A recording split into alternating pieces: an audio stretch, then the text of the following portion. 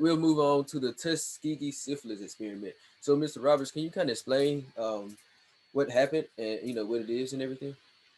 The Tuskegee syphilis experiment, of course, it has Tuskegee in it, so we know where it happened. Is an experiment that they did amongst Black people. Now, before I get started, I do want to inform all those who are listening that this experiment is one of the main reasons Blacks have a hard time trying to get vaccinated for any type of illnesses, any type of diseases, because it seemed as if even from the 1930s, 1920s, or whenever, we can't trust people to inject anything inside of us. So now we are in COVID. Everybody's wearing masks. Of course, we don't have a mask right now because we're at home alone. But uh, everybody is having to wear masks and everything like that, and they don't trust these people from the vaccine because they always think about the syphilis experiment. So the syphilis experiment was basically whites injecting syphilis inside of Blacks. And Blacks had been misinformed on exactly what they were doing.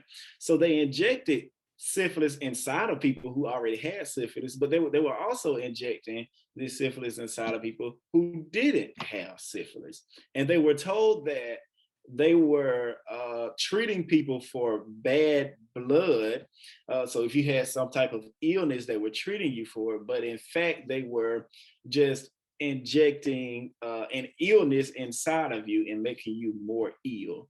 Um, so this is what was happening, and Blacks began to die because of it. They began to get very sick because of it, and things of that nature. So this is why Blacks have a hard time, a very hard time, especially older Blacks, not particularly younger Blacks like me, but older Blacks. I mean, you still have younger Blacks that have a hard time, but particularly the older people who don't like to go to the doctor, who don't like to be prescribed medicines because they feel like the doctors are trying to kill them instead of trying to help them, because it has seen all throughout our history in America that they have always been against us and not for us.